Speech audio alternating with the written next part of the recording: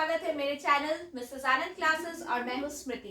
Last class में हमने tissues chapter का पार्ट 1 किया था जिसमें हमने प्लांट टिश्यूज को कवर किया था। आज हम करेंगे कवर एनिमल टिश्यूज और इस चैप्टर को पूरा कवर करेंगे। ओके, तो एनिमल टिश्यूज में हम लोग देखेंगे how do this body parts move. For this we have specialized cells called muscle cells. हमारा मसल सेल्स होता है मूवमेंट में, ठीक है। मूवमेंट के लिए जो हमारा सेल काम आता है वो है muscle cells.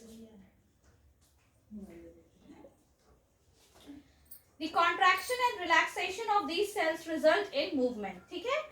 Blood and muscles are both examples of tissues found in our body. हमारा जो ब्लड है ना, ब्लड फ्लो करता है हमारा बॉडी में, ये भी एक टाइप का टिश्यू है, ठीक है। ये भी एक टाइप का टिश्यू है। On the basis of functions they perform, we can think of different types of animals tissues. Functions के बेस पे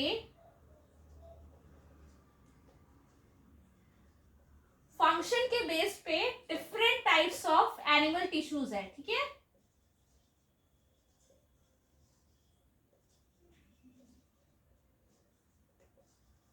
जिसके बारे आज हम लोग पढ़ेंगे, ठीक है।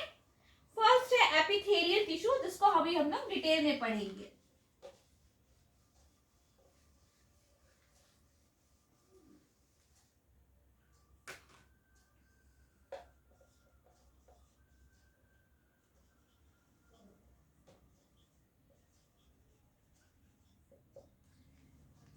The covering or protective tissues in the animal body are epithelial tissues. देखिए, जो हमारा जो कवरिंग टिश्यू है ना, उसको एपिथेलियल टिश्यू बोलते हैं। कवरिंग एंड प्रोटेक्टिव, ये प्रोटेक्टिव होता है, ठीक है। Epithelium covers most organs and cavities within the body. It also forms a barrier to keep different body systems separate. The skin, the lining of the mouth, the lining of blood vessels, lung alveoli and kidney tubules are all made up of epithelial tissues. Epithelial tissue cells are tightly packed and form a continuous sheet. ये एक continuous sheet की जैसा होता है, ठीक है। किस type का होता है? continuous sheet के जैसा होता है। किस इस टाइप का? फॉर एग्जाम्पल ले लीजिए, इस टाइप का जो शीट होता है ना, वो एपिथेलियल शीट होता है, कंटिन्यूअस होता है, ठीक है। तो पहला देखिए, द स्किन, क्या क्या होता है एपिथेलियल टिश्यू, ठीक है। एपिथेलियल टिश्यू से क्या क्या चीजें बनी हुई है। तो जो हमारा स्किन है ना, हमारा स्किन, फिर हमारा lining of blood vessels,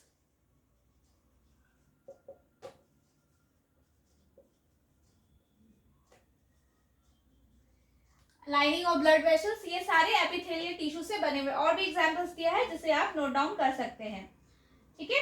they have only a small amount of cementing material between them and almost no intercellular spaces. ये कंटिन्यूअस होते हैं, इसका मतलब बहुत नेग्लिजिबल इंटरसेल्युलर स्पेस होता है, ना के बराबर नो इंटरसेल्युलर स्पेसेस होता है एपिथेलियल टिश्यू में। Okay, point to be noted, very important point, no interspatial space, okay, no interspatial space, intercellular spaces. Obviously, anything entering or leaving the body must cross at least one layer of epithelium. As a result, the permeability of cells of various epithelia play an important role in regulating the exchange of materials between the body and the external environment or also between different parts of the body. देखिए, एक important function है ये, permeability का बहुत important function cover करता है, ठीक है। ये सभी चीज को आर पार नहीं होने देता है बॉडी से एक्सटर्नल एनवायरनमेंट में या फिर different parts of the body में, ठीक है। परमेबिलिटी ये प्रोवाइड करता है, तो ये एक इम्पॉर्टेंट फंक्शन है एपिथेलियल टिश्यू का। Regardless of the type, all epithelium is usually separated from the underlying tissue by an extracellular fibrous basement material, ठीक है। Different epithelia showing different structures that correlate with their unique function. For example, in cells lining blood vessels or lung alveoli, where transportation of substances occur through a selectively permeable substance surface, there is a simple flat kind of epithelium. This is called the simple squamous epithelium. देखिए, अब types of epithelium हम लोग को यहाँ पे पढ़ना है, ठीक है।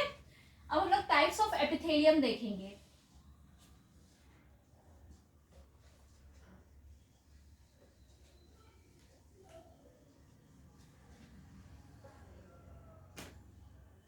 टाइप्स ऑफ एपिथेलियल टिश्यू, ठीक है। तो पहला क्या है, सिंपल स्क्वैमस एपिथेलियम, ठीक है। सिंपल स्क्वैमस एपिथेलियम, ये हमारा पहला टाइप ऑफ एपिथेलियम है। ये किसको बोलते हैं हम लोग, देखिएगा लास्ट जो पैरा है आपका पेज नंबर 73, बहुत इंपॉर्टेंट है। For example, in cells lining blood vessels or lung alveoli, where transportation of substances occurs through a selectively permeable surface, there is a simple flat kind. Flat kind का जो होता है ना epithelium, उसको बोलते हैं squamous epithelium. Squama means scale of skin, okay? इसका मतलब क्या होता है, स्क्वैमा का स्किन का एक स्केल, स्केल ऑफ स्किन, ठीक है। तो ये क्या करता है, ये फ्लैट काइंड का है, ओके। आगे हम लोग देखते हैं, simple squamous epithelial cells are extremely thin and flat and form a delicate lining. बहुत ज्यादा ये फ्लैट एंड थीन होते हैं और ये एक डेलिकेट लाइनिंग को रिप्रेजेंट करते हैं, ठीक है, ठीक है। डेलिकेट लाइनिंग होता है इनका। तो बेसिकली सिंपल स्क्वैमस एपिथेलियम में दो तीन ही पॉइंट इंपॉर्टेंट है। स्क्वैमा का मतलब स्केल ऑफ स्किन होता है, ये फ्लैट होते हैं, थिन होते हैं और ये डेलिकेट लाइनिंग होता है। नेक्स्ट हम लोग पढ़ेंगे,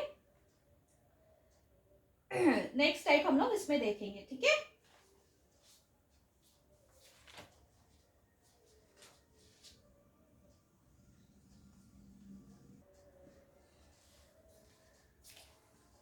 इसको अगर डायग्रामेटिक फॉर्म में हम लोग देखेंगे तो ये इस टाइप का दिखेगा, ठीक है। एकदम फ्लैट होता है और एकदम थीन होता है, इस टाइप का ये squamous epithelium, simple squamous epithelium दिखता है, ठीक है। अब सेकेंड है हमारा स्ट्रैटिफाइड।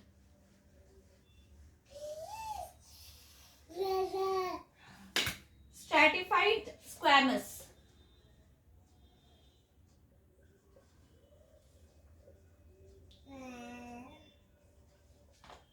स्क्वैमस एपिथेलियम, ठीक है। इसमें क्या होता है, the skin which protects the body is also made up of squamous epithelium. Such epithelial cells are arranged in many layers which prevent wear and tear. Since they are arranged in a pattern of layers, the epithelium is called stratified squamous epithelium. ये क्यों stratified है, क्योंकि these are present in layers of epithelial cells, ठीक है, pattern of layers, इसीलिए इसको क्या बोलते हैं हम लोग, स्ट्रैटिफाइड बोलते हैं। लेयर्स के कारण इसका नाम स्ट्रैटिफाइड पड़ा है, ठीक है। स्किन जो है हमारा वो एग्जाम्पल हुआ, ठीक है। एग्जाम्पल क्या हो गया, स्किन हो गया, ठीक है। अगर इसको डायग्रामेटिक फॉर्म में हम लोग देखेंगे तो आपकी बुक में भी दिया हुआ है, मैं यहाँ पे भी ड्रॉ कर देती हूँ। इस टाइप का हमारा स्ट्रैटिफाइड दिखता है,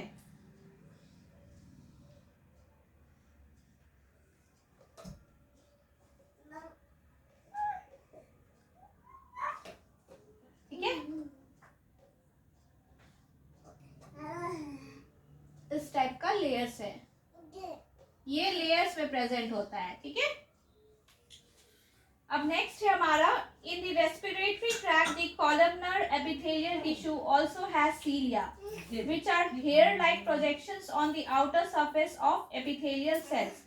This cilia cause move and their movement pushes the mucus forward to clear it. This type of epithelium thus ciliated columnar epithelium. देखिए अब थर्ड है हमारा ciliated epithelium. ठीक है,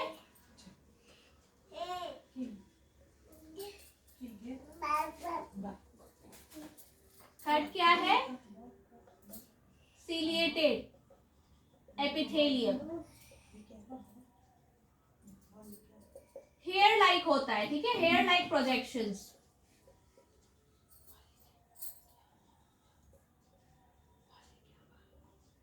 हेयर लाइक प्रोजेक्शंस होता है इसमें. ठीक है,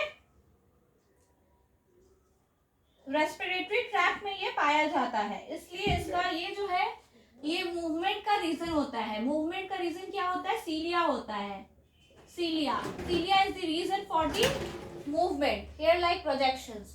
इसलिए इसको ciliated epithelium बोलते हैं. ठीक है, या फिर इसको columnar भी बोलते हैं. columnar भी बोलते हैं. ठीक है, ब्रैकेट में मैं लिख देती हूँ, इसको columnar भी बोलते हैं. नेक्स्ट क्या है हमारा? cuboidal epithelium.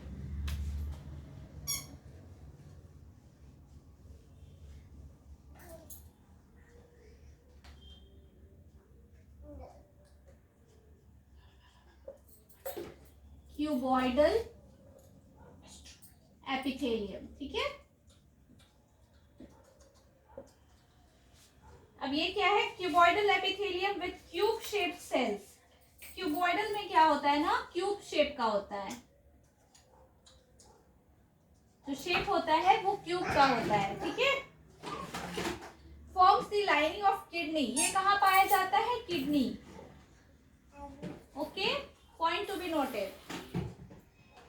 किडनी ट्यूब्यूल्स में and ducts of salivary glands. Kidney tubules में पाया जाता है और ducts of salivary glands.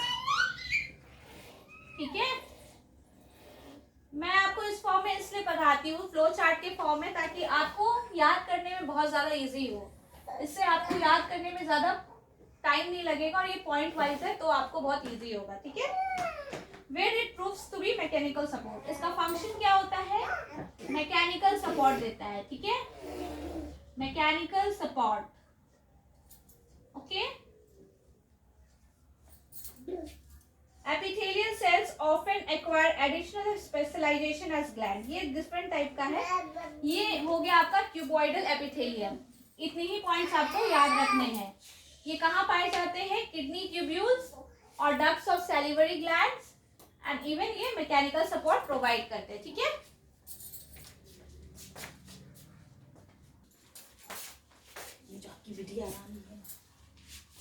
Epithelial cells acquire additional specialization at gland cells. ये एक स्पेशल स्पेशलाइजेशन है ग्लैंड सेल्स का. ठीक है, इसलिए इसको ग्लैंडुलर एपिथेलियम भी बोला जाता है. Which can secrete substances at the epithelium. क्या करते हैं? इसका फंक्शन क्या है? Secrete substances. ओके, ये सिक्रीट करते हैं सब्सटेंसेस. कहाँ पे सिक्रीट करते हैं? As at the epithelial surface. Epithelial surface में सिक्रीट करते हैं. ओके, तो ये था हमारा एपिथेलियम टिश्यू. अब हम लोग जो नेक्स्ट पढ़ने जा रहे हैं वो है कनेक्टिव टिश्यू. कनेक्टिव टिश्यू के बारे हम लोग पढ़ेंगे अभी. ठीक है, वर्ड से आप सभी को समझ में आ रहा होगा ये किस टाइप का टिश्यू है जो कनेक्ट करता है. ठीक है, कनेक्टिव टिश्यू है मतलब कनेक्ट करता है. अगर आपको मेरा चैनल अच्छा लग रहा हो और आपको बहुत ज्यादा इंफॉर्मेटिव लग रहा हो तो काइंडली सब्सक्राइब कीजिए मेरे चैनल को और अपने फ्रेंड्स के साथ भी शेयर कीजिए. Mrs Anand classes. Okay, blood is a type of connective tissue. Blood क्यों कनेक्टिव टिश्यू है? कोई आप में से बता सकता है मुझको क्यों है? क्योंकि ब्लड हमारे सारे शरीर में फ्लो करते हैं, बॉडी में. ठीक है, हर जगह जाते हैं और वो हर चीज को कनेक्ट करते हैं, हर सारे ऑर्गन्स को कनेक्ट करते हैं, सारे ऑर्गन सिस्टम्स को कनेक्ट करते हैं, इसीलिए ब्लड एक टाइप का कनेक्टिव टिश्यू है। ठीक है। Blood has a fluid matrix called plasma in which red blood corpuscles, which white blood corpuscles and platelets are suspended. Blood में क्या क्या प्रेजेंट होता है? RBC, that is red blood corpuscles, white blood corpuscles, WBC, plasma,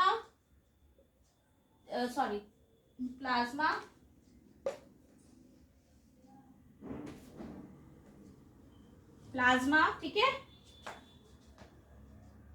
and platelets.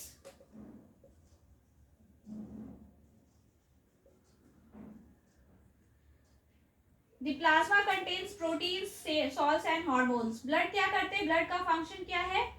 ये flow करते हैं, transports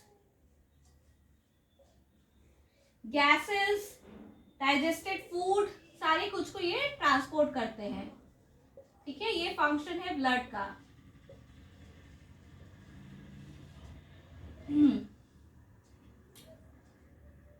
bone भी एक टाइप का कनेक्टिव टिश्यू है। ठीक है, बोन क्या करता है?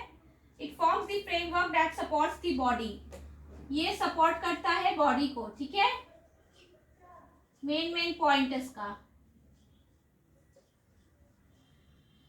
फिर it also anchors the muscles and supports the main organs of the body. इसका फंक्शन है सपोर्ट करता है बॉडी को, एंकर्स करता है मसल्स को।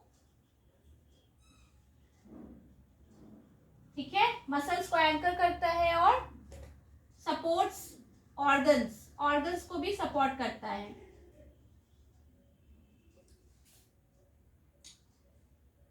Bone cells are embedded in heart matrix that is composed of calcium and phosphorus compounds. Bone cells कहाँ पे embedded रहते हैं? Bone cells are embedded in the heart matrix. एक मैट्रिक्स में bone cells रहते हैं जो कि किससे बना हुआ है? Calcium and phosphorus. ठीक है, कैल्शियम एंड फॉस्फोरस। ठीक है, two bones can be connected to each other by another type connective tissue called the ligament. देखिए, एक और चीज है जिसके बारे में बताने जा रही हूं आप सभी को।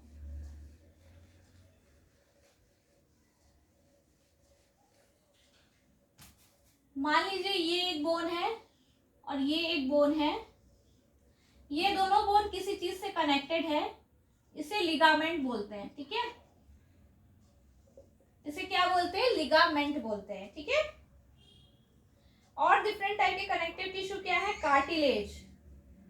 ये लिगामेंट हो गया। अब हम लोग देखते हैं कार्टिलेज। कार्टिलेज थर्ड टाइप के कनेक्टिव टिश्यू हुए कार्टिलेज। इसका क्या काम है? ये क्या करता है? स्मूथेंस, ये स्मूथ करता है किसको? बोन के सरफेस को। ठीक है, बोन सरफेसेस को स्मूथन करता है। कहाँ पे? जॉइंट्स में ये स्मूथन करता है। ठीक है, एल्यूलर कनेक्टिव टिश्यू। अब दिस फोर्थ टाइप का क्या है? एल्यूलर, स्पेलिंग देख लीजिएगा, एल्यूलर connective tissue.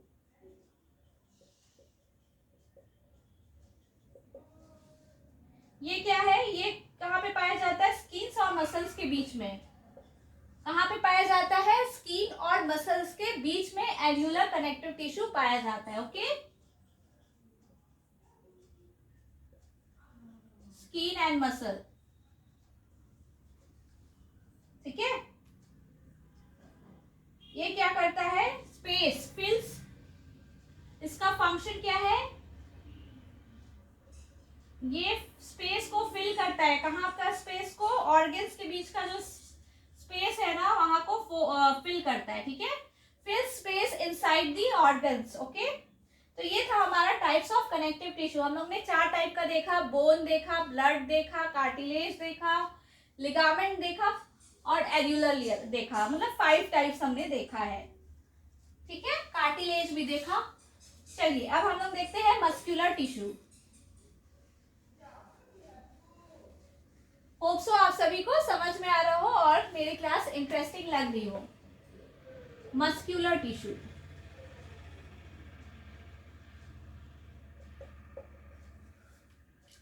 muscular tissue consists of elongated cells also called muscle fibers।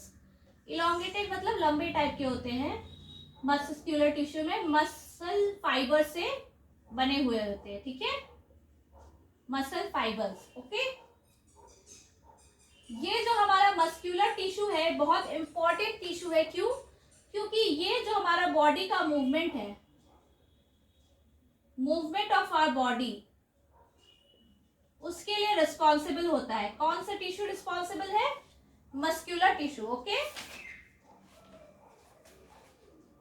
Muscles present in our limbs move when we want to and stop when we so decide.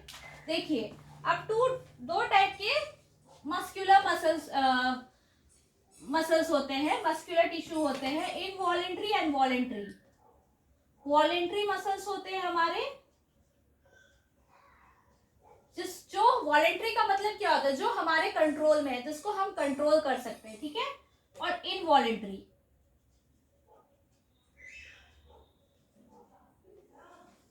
Voluntary वो हुआ जिसको हम लोग कंट्रोल कर सकते हैं और इनवॉलेंट्री वो हुआ जिसको हम लोग कंट्रोल नहीं कर सकते, ठीक है। तो वॉलेंट्री क्या हुआ? मसल जो हमारे लिम्स में है, ये हम लोग को हाथ उठाने का मन है तो हम लोग हाथ उठा सकते हैं। अगर हमें हाथ उठाने का मन नहीं है, पैर उठाने का मन नहीं है, चलने का मन नहीं है, तो हम लोग नहीं चल सकते। लेकिन ये जो लिम्स होते हैं, लिम्स के मसल्स, ये वॉलेंट्री है, ठीक है। लिम्स मसल वॉलेंट्री है और इनवॉलेंट्री मसल्स क्या हुए?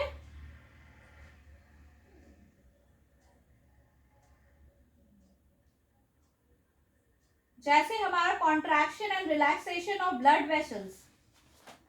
ब्लड वेसल्स तो हमारे कंट्रोल में नहीं है ना, उनका contraction and relaxation of blood vessels, ये हमारे कंट्रोल में नहीं है। We can't control it, we human beings can never control it. तो इसलिए ये इनवॉलेंट्री मसल्स होते हैं, ठीक है। स्ट्राइटेड मसल्स भी होते हैं। स्ट्राइटेड मसल्स मतलब क्या होते हैं कि जैसे जो मसल्स होते हैं ना, स्केलेटल मसल्स, वो बोन से अटैच होते हैं और हम लोग को बॉडी मूवमेंट में हेल्प करते हैं। वो क्या होता है ना, बैंड के टाइप में दिखते हैं, तो इसलिए उनको स्ट्राइटेड बोलते हैं, ठीक है। The cells are long. अब हम लोग पढ़ेंगे स्मूथ मसल्स और involuntary muscles control such movements. इसको स्मूथ भी बोलते हैं, ठीक है। इनवॉलेंट्री को हम लोग स्मूथ मसल्स भी बोलते हैं, इनवॉलेंट्री और स्मूथ, ठीक है। The cells are long with pointed ends, spindle shaped.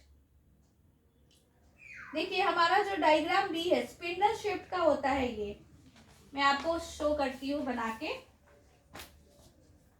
इस टाइप का होता है,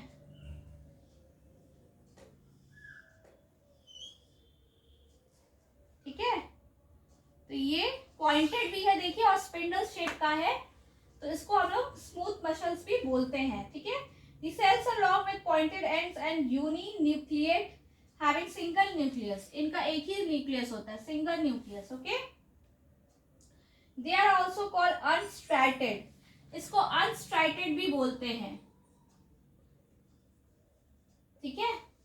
इसको स्ट्राइटेड भी बोलते हैं और इसको हम लोग अनस्ट्राइटेड। स्ट्राइटेड क्यों बोलते हैं? क्योंकि इसमें बैंड्स होते हैं इस टाइप के। मैं आपको शो करती हूँ।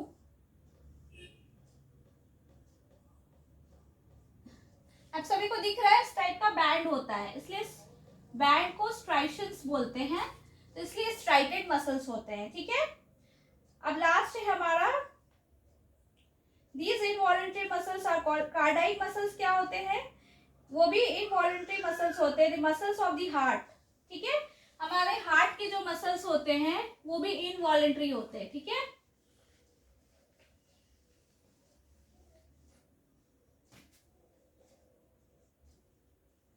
मसल्स ऑफ आवर हार्ट, इसको क्या बोलते हैं लोग? कार्डाइक मसल्स बोलते हैं, ठीक है।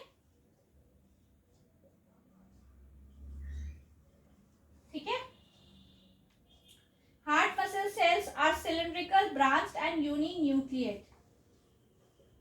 सिलिंड्रिकल शेप के होते हैं,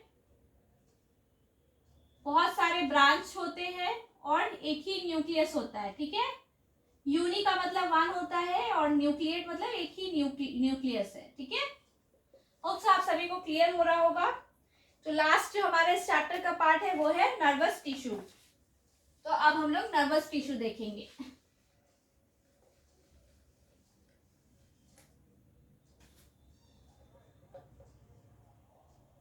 नर्वस टिश्यू, ठीक है। Cells of the nervous tissue are highly specialized for being stimulated. Cells काफी ज्यादा, सेल्स आर स्पेशलाइज्ड, ठीक है, हाईली स्पेशलाइज्ड है हमारे सॉरी नर्वस सिस्टम के। Then transmitting the stimulus very rapidly from one place to the another within the body. The brain, spinal cord and nerves are all composed of the nervous tissue. कौन? हमारा जो brain है वो nervous tissue से बना है। फिर हमारा स्पाइनल कॉर्ड, ये हमारा जो सेंस है ना, सारा कुछ इसी से है, नर्वस टिश्यू से। सारा जो सेंस ट्रांसमिट होता है ना वो इस नर्वस टिश्यू से होता है। तो हमारा ब्रेन में नर्वस टिश्यू है, हमारा स्पाइनल कॉर्ड में, और जो भी नर्व्स है हमारे वो सारे किससे बने हुए हैं? नर्वस टिश्यू से बने हुए हैं। इस नर्वस टिश्यू के सेल को क्या बोलते हैं? नर्व सेल्स बोलते हैं, ठीक है, या फिर न्यूरॉन्स, ठीक है, न्यूरॉन्स, न्यूरॉन्स बोलते हैं या नर्व सेल्स बोलते हैं, ठीक है। A neuron consists of a cell body with a nucleus and cytoplasm from which long thin hair-like parts arise. Usually each neuron has a single long part called the axon and many short branched called the dendrites. तो इसका figure मैं बना के दिखा देती हूँ, इस type का दिखता है। मैं ये रब कर सकती हूँ, तो ये आपको क्लियर हो गया होगा। तो मैं यहाँ पे फिगर बना के बताती हूँ।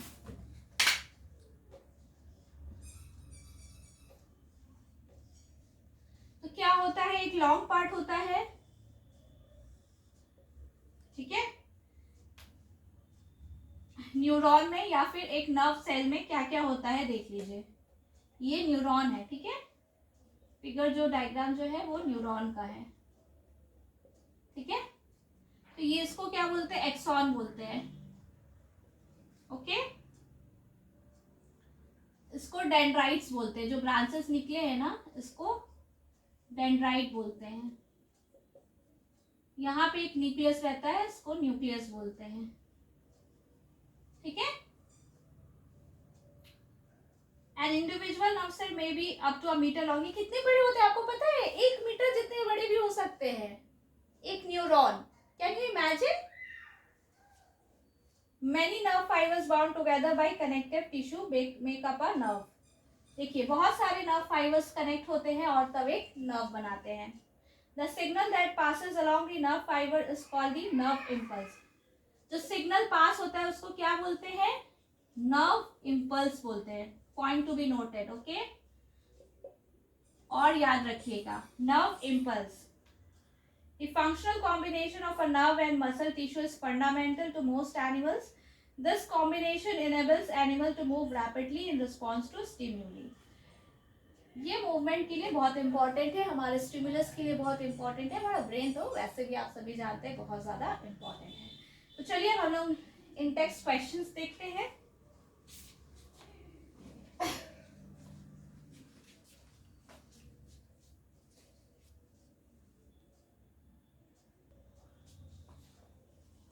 पहला क्वेश्चन है, name the tissue responsible for movement in our body.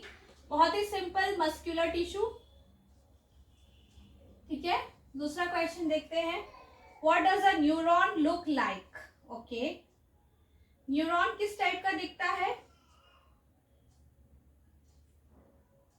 Hair like दिखता है, ठीक है, हेयर लाइक उसका न्यूरॉन होता है, हेयर लाइक। थर्ड क्वेश्चन क्या है? Give 3 features of cardiac muscles. Cardiac muscle का 3 फीचर क्या है? सिलेंड्रिकल होता है, अभी हमने जस्ट पढ़ा था, ब्रांच्ड होता है और यूनिन्यूक्लिएट होता है। ब्रांच्ड होता है एंड यूनिन्यूक्लिएट होता है, एक ही न्यूक्लियस होता है कार्डियक मसल का, ठीक है, कार्डियक टिश्यू का। What are the functions of areolar tissue? Areolar tissue के बारे में हमने पढ़ा था, वो एक टाइप का कनेक्टिव टिश्यू है। ब्लड, एल्यूलर हमने पढ़ा था ना। देखिए आपके पेज नंबर इसमें है, पेज नंबर 75 में है। एल्यूलर टिश्यू वो भी कनेक्टिव है। वो क्या करता है? It फिल्स the space inside the, function क्या है? It फिल्स the space inside the organs. और क्या फंक्शन है? ये एक फंक्शन हुआ। दूसरा, supports internal organs, internal organs को सपोर्ट करता है, ठीक है। और एक फंक्शन है and helps in repair of tissues, and helps in repair of tissues. ये सारा फंक्शन एल्यूलर कनेक्टिव टिश्यू का है, ठीक है। तो इसके बाद हमारा ये चैप्टर फिनिश होता है और सभी को अच्छे से समझ में आया होगा, आई होप। कुछ भी डाउट रहने से आप मुझे कमेंट बॉक्स पे कमेंट कर सकते हैं। एंड काइंडली वॉच ऑल, ये पार्ट 2 था, पार्ट 1 भी इसका देख लीजिएगा ताकि आपका पूरा चैप्टर कवर हो जाएगा। इसके बाद मैं जल्द ही कोई एक नई चैप्टर लेके आऊंगी, उसका एक्सप्लेनेशन लेके आऊंगी आप सभी के साथ। तब तक के लिए अपना भी ध्यान रखिए, अपने स्टडी पे फोकस कीजिए, कॉन्सेप्ट्स को क्लियर करने पे फोकस कीजिए। And thanks a lot for watching my videos Mrs Anand classes. और मेरे चैनल को लाइक कीजिए, शेयर कीजिए और काइंडली सब्सक्राइब कीजिए। थैंक्स।